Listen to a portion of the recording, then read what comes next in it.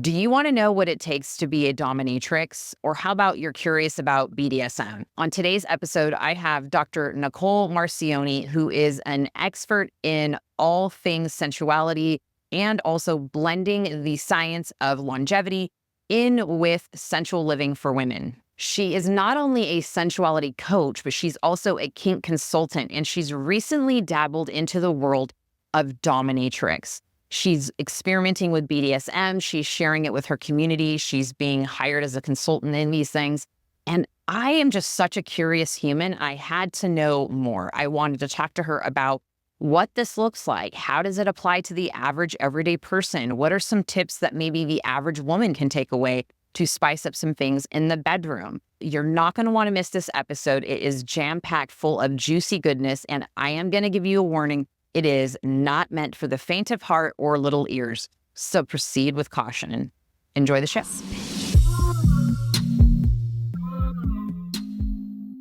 All right, you guys, welcome to this very spicy Boss Bitch After Dark episode. Now, if you're new to Boss Bitch After Dark, I am going to give you a bit of a warning. We get into some explicit topics here. So we are going to be talking about BDSM, the world of dominatrix, essentially what that looks like, how the everyday woman can start to infuse some of these fun techniques into your own lives. And we talk about some of the misconceptions and also the ins and outs of the entire world of dominatrix and BDSM. Dr. Nicole Marcione is amazing. This is the third time I have had her on the podcast. We just jive. She's an awesome human and she's doing great work in the world. And it's actually inspiring me to bring back more episodes of Boss Bitch After Dark because it's so much fun.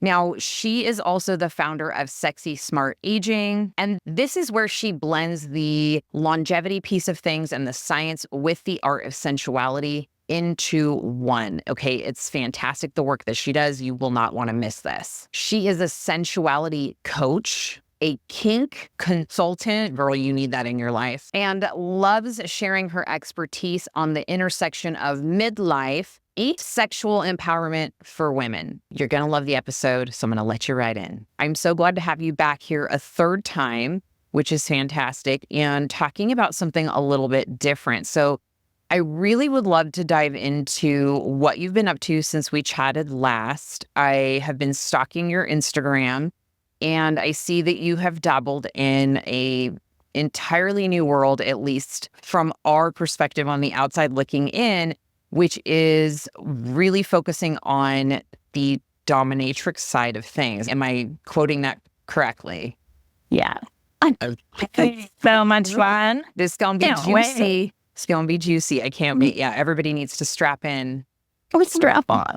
Strap in or strap on for a fantastic chat. So give us a run through. Give us a brief intro too for those that are new to the YouTube. This is going to be on YouTube and as well as the podcast. Your background and give us the 411. Let's just get right into the good stuff. First of all, thank you for having me back because I feel like we always have so much fun on whatever topic we're talking about. And I want to say our last time that we got together was almost a year ago. And at that time, I had just been dipping my toes into the world of kink and BDSM and looking into what this whole thing is about being a dominatrix. And to tell you the truth, Anne, if I would have told myself a year and a half ago that I'd be sitting on your podcast talking about kink and toys and BDSM and domination and all of these things, I would have said, you're fucking nuts. That's not possible. Okay. A little bit about my background. I am an expert in aging, longevity, and that's what my PhD is in. And I started really diving into my own sensuality and sexuality a couple of years ago. There were a lot of things missing in my life, even after accomplishing so much. And I thought, why is this still not feeling right? What are the things in my life that I'm really missing or shoving down or feeling shameful about, looking into my shadows? And all of a sudden, it wasn't all of a sudden, like I started realizing my body was really shut down for decades. And that probably had started because I was raised in a high control religion, an actual cult that I didn't leave till I was 30. And then I was in academia for a long time, which is also very patriarchal and suppresses any type of feelings or sensuality, right? You're always in your brain and your mind and thinking and being logical and scientific and all of these things. And then also, I haven't talked about this a lot, but I was in an emotionally abusive relationship for about 15 years. Then I finally decided to leave last year. And and not to interrupt, but I believe the last time we chatted and we did a podcast, you were married, right? Or you had a partner? I was talking about my partner, but we weren't actually together. I wasn't ready to put that out into the public. So yeah, I left probably about a year and a half ago, year of 3 months. And then it was officially over at the beginning of this year. You heard it first. Fuck that. Welcome, everyone. Secrets spilling everywhere. Exactly. Diane has this power. We're going to just let it. No. And I feel like this is a safe place. And I really want women to realize I'm 49. It was fucking scary to do that. And even though we weren't married, it was like we were, right? 15 years is a very long time. And what I was realizing is I didn't like sex. I hadn't liked sex. I was considering maybe I was even asexual. Maybe this just isn't for me. And then I started tapping in a couple of years ago into my own sensuality, like what feels good, not necessarily sex, but what feels good, what makes my body feel good, what brings me pleasure, what are my desires. And then that kind of naturally led more into sexual pleasure. And I started getting curious about kink and how that could help heal some of the traumas I went through because of being in high control religion, because of having physical abuse when I was little. And I just had such curiosity about it that last year in the summertime, I think you and I talked about this offline, I actually went to a few dungeons by myself. It's like, what is this? And so I explored getting flogged and getting spanked and all of these different things I was really scared about, being tied up with a rope. And then I started learning more and more about consent and negotiation and communication and kind of stepping out of the boundaries of what were considered normal and why do we keep these things in the shadows. And then I found a course on how to be a dominatrix with Colette Purvette called Mistress Class. Best course ever. It was exactly 1 year ago when I started it. I just took it to learn more about female empowerment, to learn more how to find my voice and how to be more assertive and dominant in my own life, not just in the area of sex, but in my entire life. And oh my gosh, it blew my mind. I was so enthralled, so intrigued. And so I started playing around with it. Yeah. And I have so many questions that I don't want to forget along the way. Yeah, please interrupt. Because I know when you started dabbling in that and I got a little bit of a sneak peek over on Instagram, I was DMing you, we were going back and forth, and it actually inspired me to look into it. And my partner and I were traveling, and I can't remember exactly what city we were in. Weren't we in LA? I feel like we were somewhere, and I had asked you. I think so, because that's where I am. We went to a class that was an intro to BDSM, and it was very educational. There was chairs out, and it was it was really more like a lecture. And I'm not going to lie, I'm going to be honest here. I haven't even told this story ever, I don't think, on the podcast, but I was definitely into it. I was very into it in a intriguing kind of way. But we left before it got good. They were going to do demonstrations and all that. And I could sense that my partner maybe was a little bit uneasy. I think maybe he wasn't too sure what to expect. And so we cut out. But I'm definitely interested in revisiting this topic. But my question for you is, what was the most impactful thing you learned doing that actual course? What was your biggest overall theme takeaway? Wow, that's a big ask. There were so many things, but I think stepping away from that, and since then I've been in other courses, I think the biggest thing, which might sound silly, is to bring more play and curiosity and lightness into our sex lives, whether that's our solo play or if we're bringing in a partner or multiple partners. I think as women, especially in midlife, we are so bombarded with responsibility, whether it's because of motherhood or taking care of aging parents or career, team, home responsibilities, like all of these things. And a lot of women are doing it on their own too. And if you have a partner, sometimes they're helpful, but sometimes they're just added to the list of responsibilities to take care of, And so because of that, when I just came back from a really busy, fun weekend with some girlfriends out in La Quinta, there were 5 of us, and they're all moms. And we were talking about this, and no one would I shouldn't say nobody, but a lot of the talk around sex and pleasure was serious and trying to accomplish something and making it a goal to have sex or orgasm, or as opposed to bringing more playfulness and fun and exploration and expanding what our definition of sex is.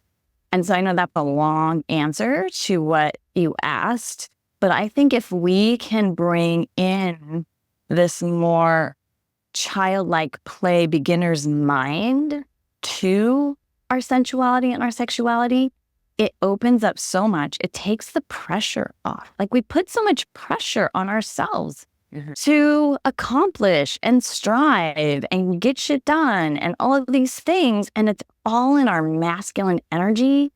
And what these courses have taught me is using our feminine to feel empowered, which isn't about getting shit done and putting it on the calendar and I'm going to accomplish this and we're going to come together and all of these things. It's no, let's be open and see and receive and play and not put any rules and hard.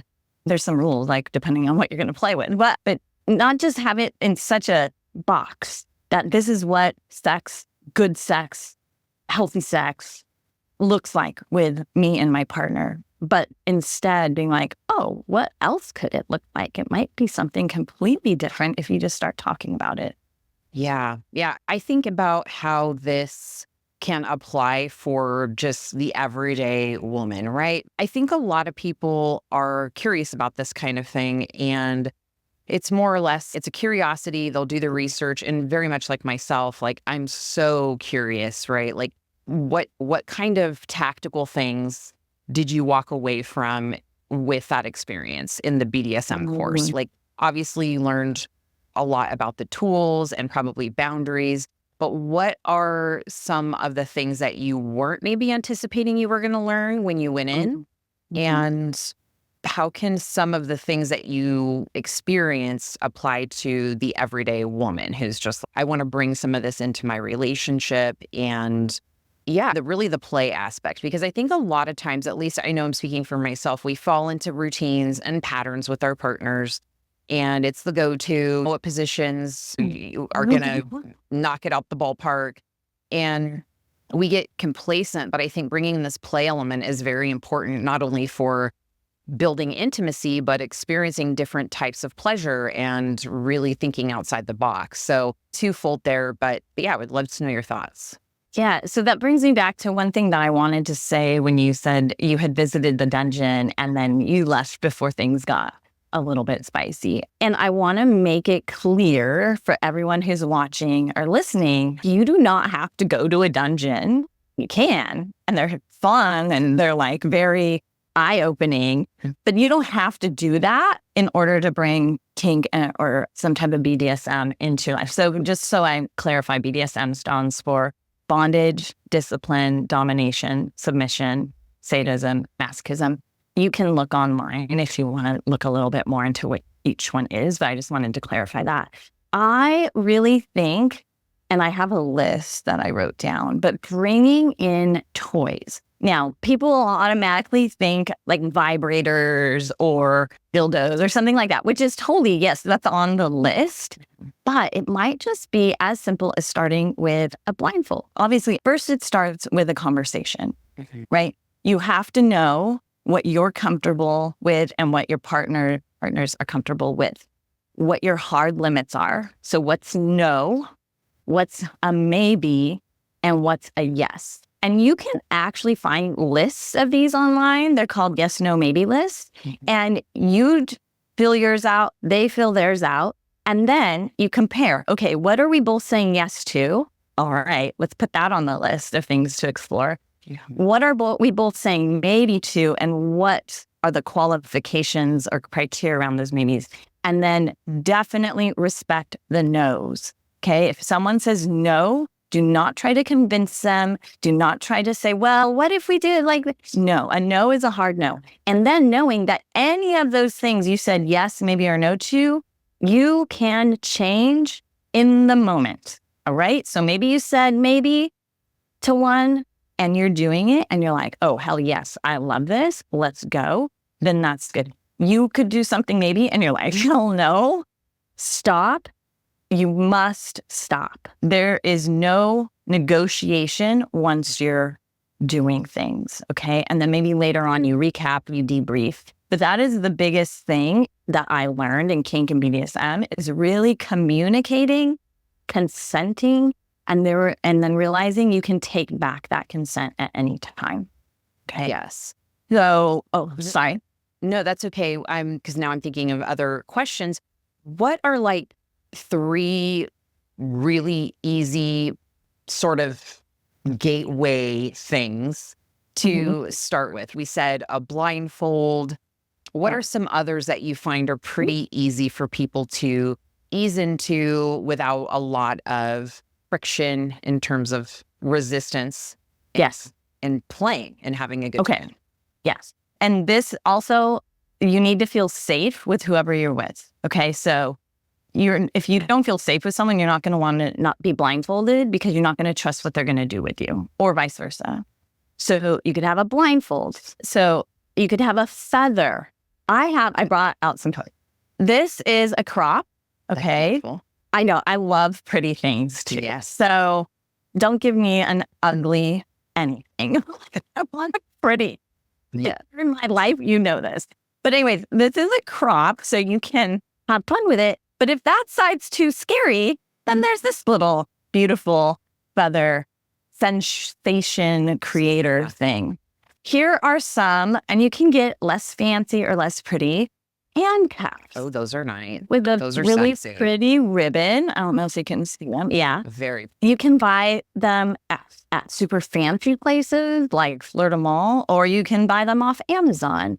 This is really fun. I got last summer. It's a little baby mini flogger. Yeah. Okay. This can be a little stingy. Yeah. Not that I've stingy. been flogged. I have been flogged. I know, and it feels really good, doesn't it? I love it. Or you can just use it to play. Oh, and it just Different feels like sensations. good. Exactly. Yeah. You can also, they're called pervertibles, which are just everyday things in your life. Like in the kitchen, you can get a little spatula, play with a little mop or running around the body, right? You can use ice cubes. That's really fun with someone who's blindfolded. And then one of my favorite toys, like everyone's heard probably of the big magic wand. That's a vibrator. It doesn't go inside. It's just a vibrator. But they have a mini one. Oh, and that's it's a cutie. so much fun. This is what the box looks like. Oh, yeah. It's I so much listening fun. to the podcast, you definitely need to go watch on YouTube. It's a micro mini one by, I think it's Hitachi.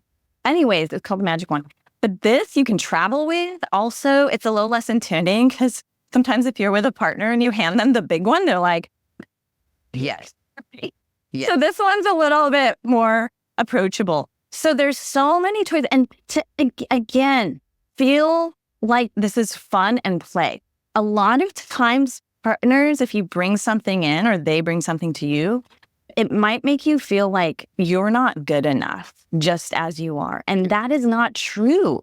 This is just bringing in some supplemental toys. So we can step away from the conventional, this is very cisgender, normative, heterosexual sex, but like we can step away from just sex meaning a penis and a vagina and orgasming. Because let's face it, as we get older, not all our organs keep working like they used to, and we don't always orgasm. So not making that as a goal, but just enjoying ourselves, feeling good. And this is where the toys come in. And even if you are still functioning at 120%, good for you, you can still bring it in. I saw a meme recently, and then I'll be quiet. And it said, I don't know why, I think a guy posted, I don't know why you're all hating on toys. Don't you realize this is just your sous chef? And so like, they're just helping get you in the mood, because as most of us maybe don't know, and this I think we discussed from Dr. Kelly Casperson, her book, You're Not Broken, I love it. Women need 20 to 40 minutes. Let me repeat that.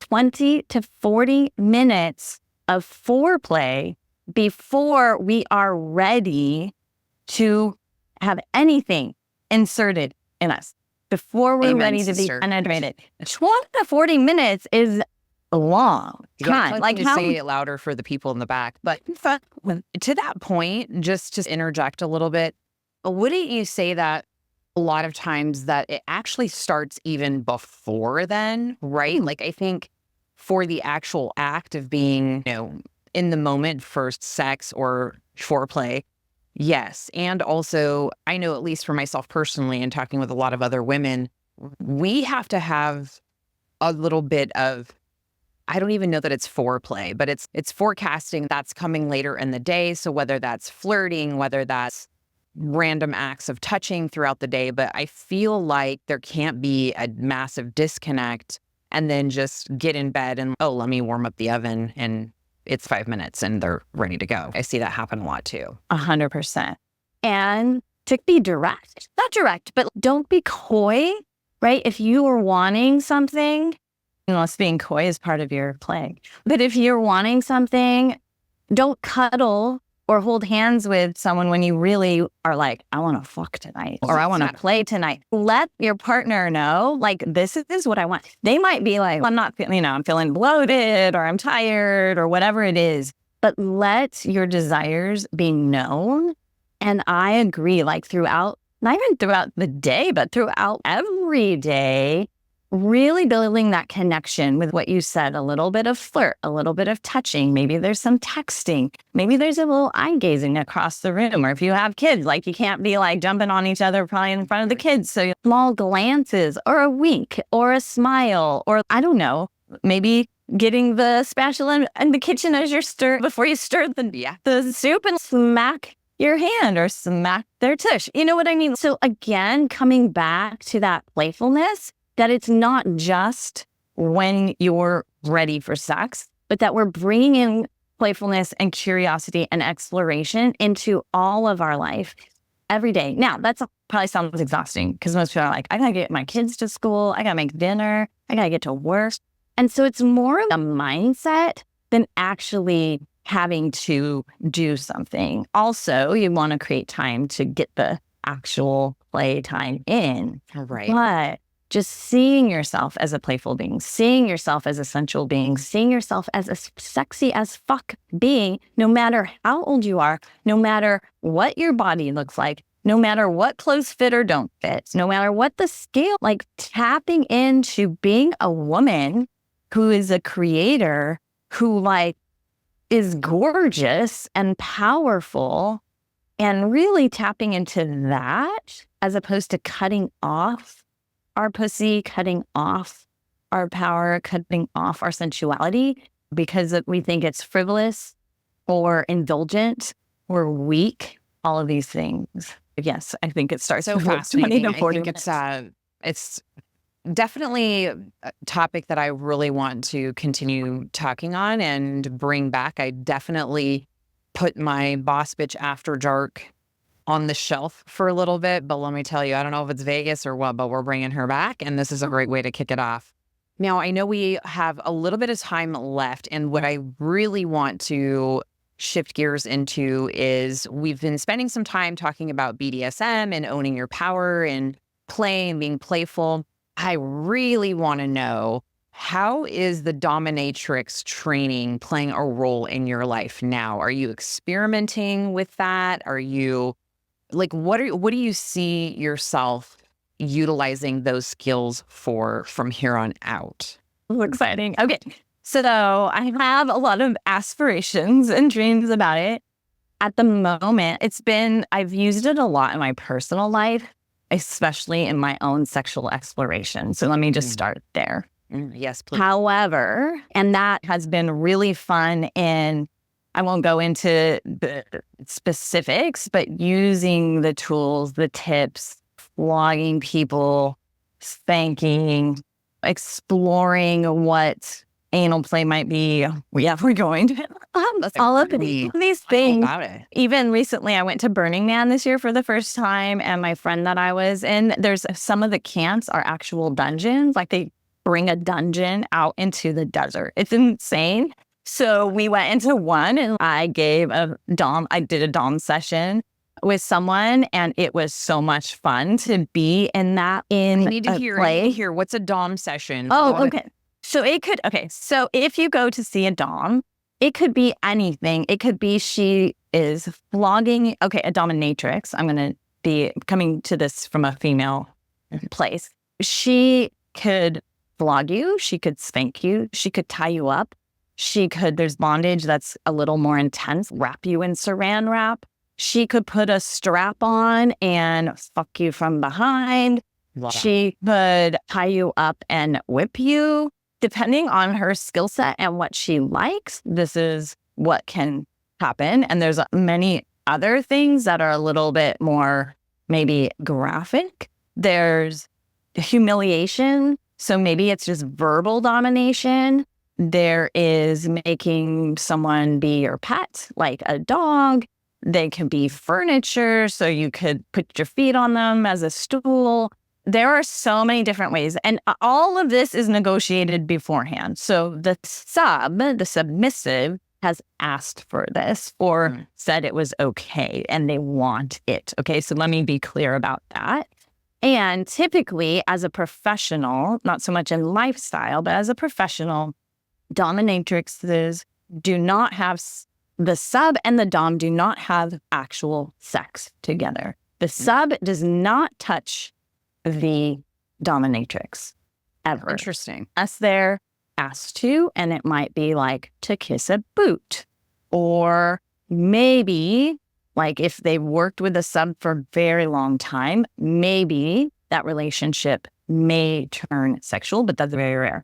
So a lot of people think dominatrixes are just like sex workers who dress in fancy things and have floggers or whips or something. But no, it's not really it. It's not sexual in that way. Men, mostly sometimes women who are subs, come to work out some sexual fantasies in real life that maybe they're not willing to do at home with their partner or people who know who they are because there's shame or embarrassment or whatever. But the dominatrix is the one who's able to listen to that without judgment and bring it to life for them. Okay, so this is something I want to like make clear. So that is what a dom session could be. The one that I did in Burning Man was someone laid on a spanking bench, which kind of looks like a sawhorse that padded. And then I had various impact toys like floggers and paddles and things. And it's not just, you don't just wail on someone. Like, it's very sensual. You use your hands, you play. It's very unexpected. There's music. And you're always checking in with the person. Are you okay? They always have a safe word. Is it feeling good? Do you want more? Do you want less? Do you want lighter? Do you want harder? All of these things. So that's what a dom session could entail.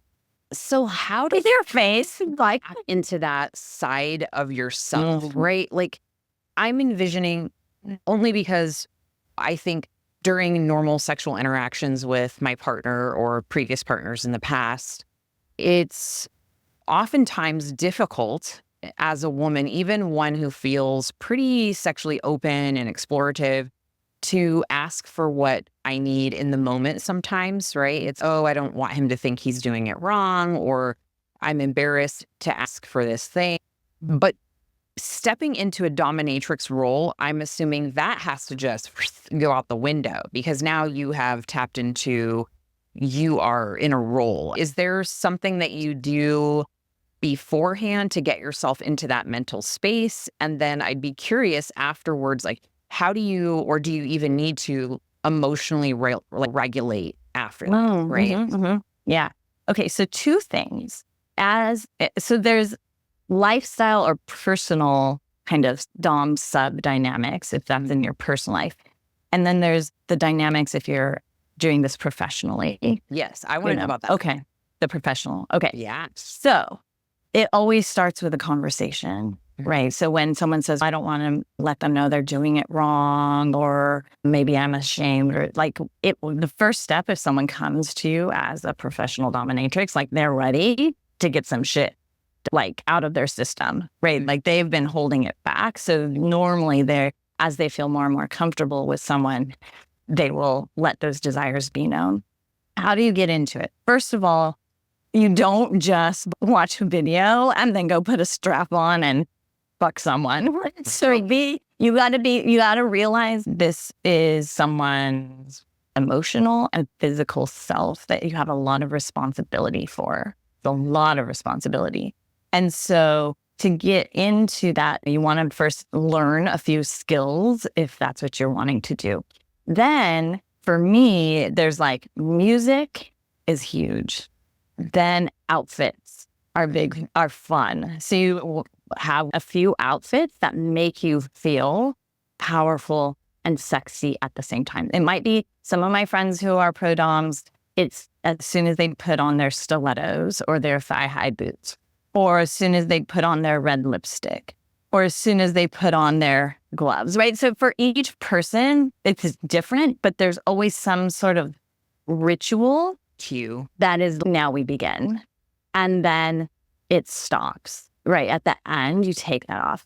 And so for some, the aftercare, first of all, there's always aftercare in a session. So that might be someone gets a blanket, or if it's in your personal life, that might be like cuddling or asking, maybe debriefing. How was that for you? This was a little intense. This wasn't intense enough. Or I'd like to play more of this next time.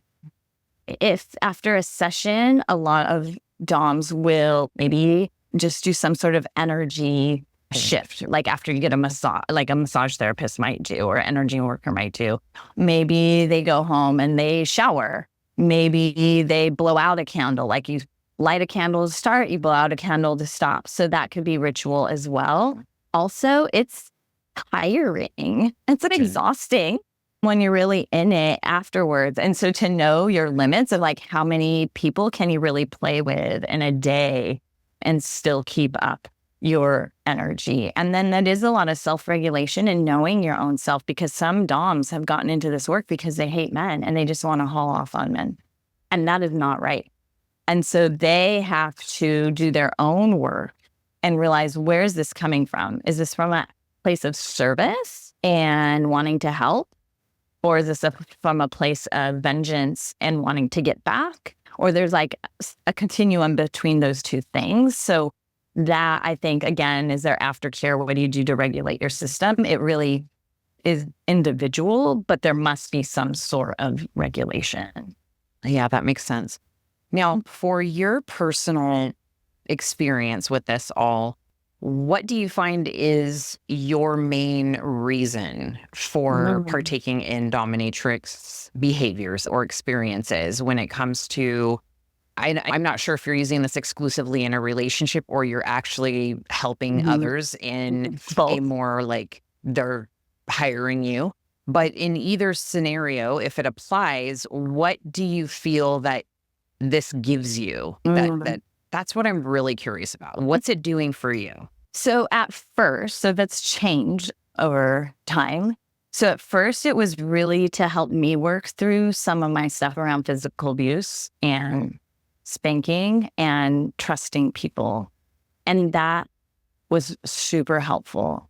Then once I was using it in that way and felt a little bit more comfortable, I realized, oh, this is fun, especially coming out of subversive religion. where women were really dialed down and made to be only mothers or only wives and like cleaning and staying at home and all these things. Like to be in such a place of power, like I have this person, probably a man, like on his knees in front of me or doing these things that like he can't get out of because he's tied up. So there's that like power, but in a good, not in a bad way, but in a and not like abusive, but also just knowing I have this power.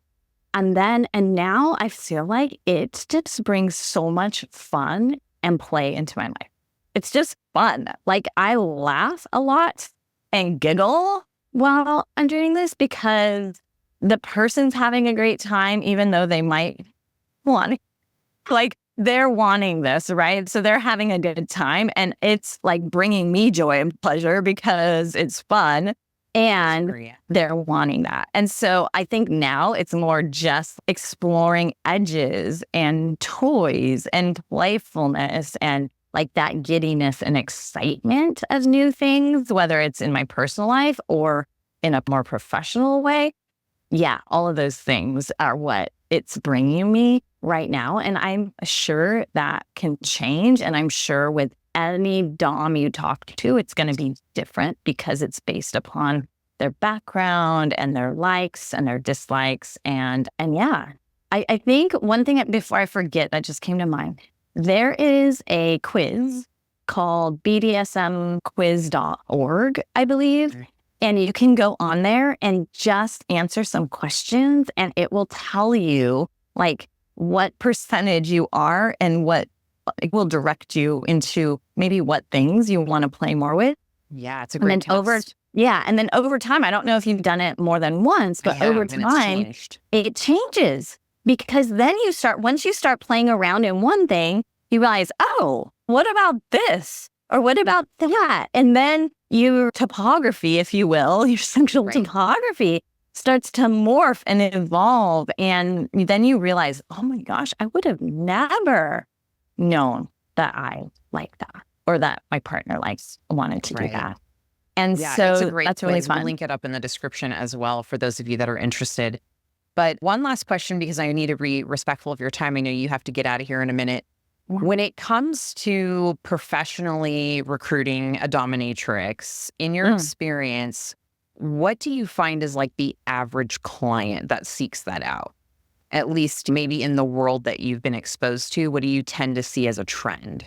Yes, so definitely the majority are successful midlife males who are tired of making decisions and being in control and just want to not have to do any of that. It's interesting. Yeah. There's a really good book for people interested in more of it. It's called Yes, Mistress. I forget the author's name, but she talks about a lot of her clients that have come to see her, and it's extraordinary. And this is what typically it's people who are just wanting to give up control.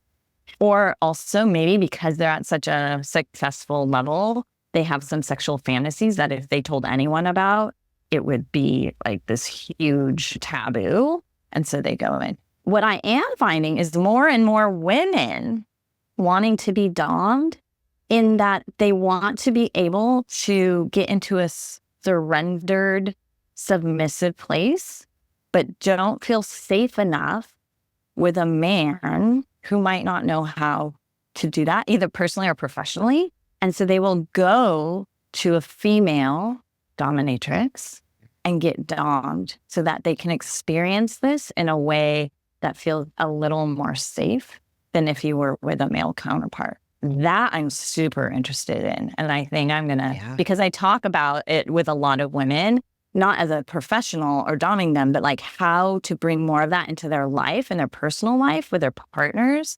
And what I'm finding is that most of us have never really surrendered enough to truly experience sexual pleasure as like a spiritual portal. Like we're always holding on a little bit. And when we can fully give up that control because we feel safe enough, it is mind-blowing.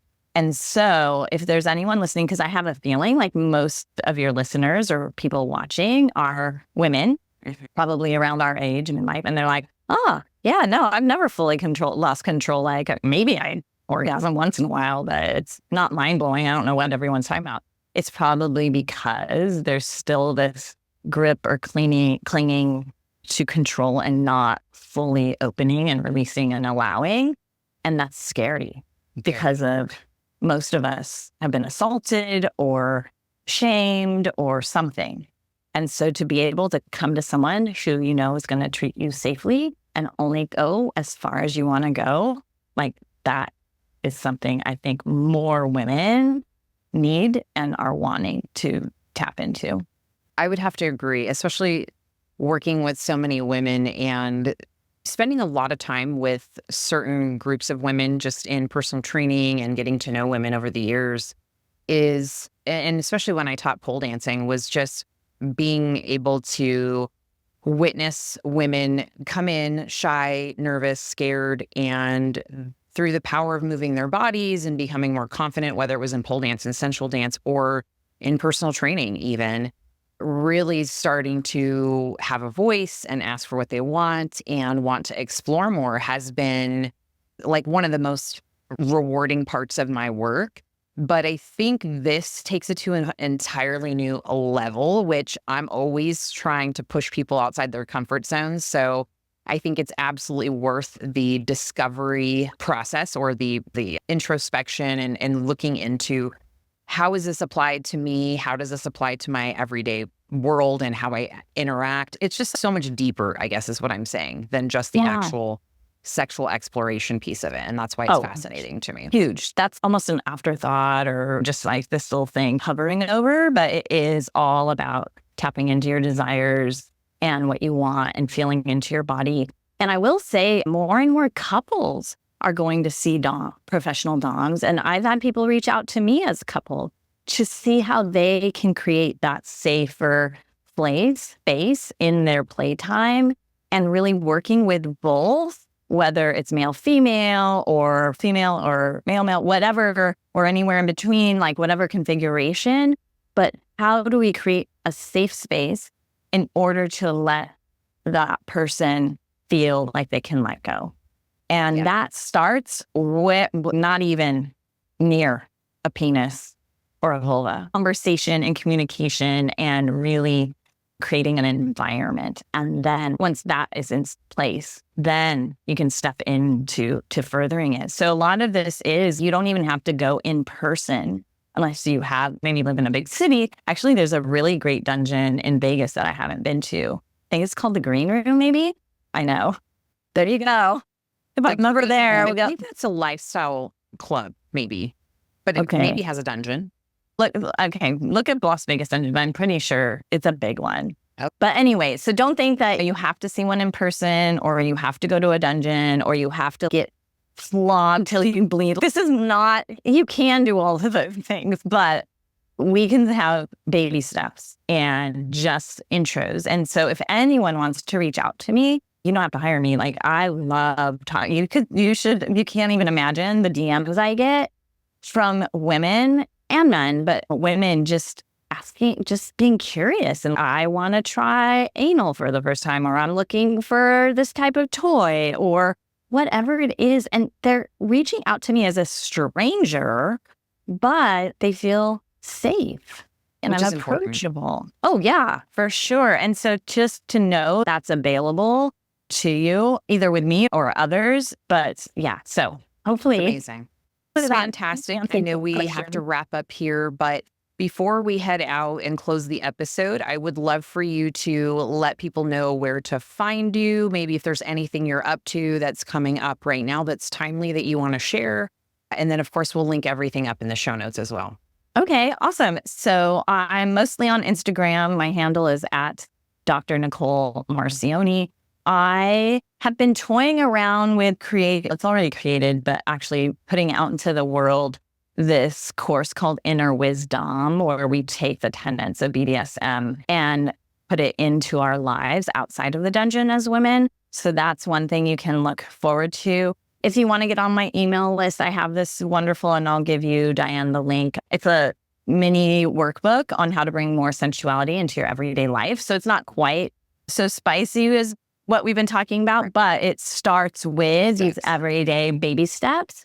And then I think you've inspired me to maybe make a toy list, like an stepping into the kink world in a way that feels safe and good and not scary or shameful. So yeah, like a thank you. basic starter kit, right? Super easy. And so it's less intimidating, because when you do go into the black abyss of BDSM, there is so much. But we'll also link up the yes, no, maybe list with Sex with Emily. Dr. Emily has one that I've used before, and I know we've shared it before on the podcast, so we'll also link that up again as well. So for sure. Amazing. Thank you so much for having me on. And as always, I just love our conversations and the work you're doing in the world, and really bringing these conversations that have been hidden or taboo or in the shadows and just shining this big old bright light on them so we can demarginalize it and really step into getting women to find more pleasure, sexual pleasure in their lives. Exactly. It's so important, so key. Thank you so much for being here. We will probably have to do this again, because I'm sure this is going to be a popular episode, but we will link everything up, and I cannot wait to continue following your journey. And it's inspiring me to possibly dabble in some things that we'll have to talk about off the air. I love it. Guessing. I love it. And yeah, it's definitely pushing me outside my comfort zone. So I appreciate the work that you're doing in the world, and it was a pleasure. Thank you. All right, there you have it. This was a great Boss Bitch After Dark reunited with Dr. Marcione. We haven't done an After Dark episode in quite some time, but be prepared, they are coming back.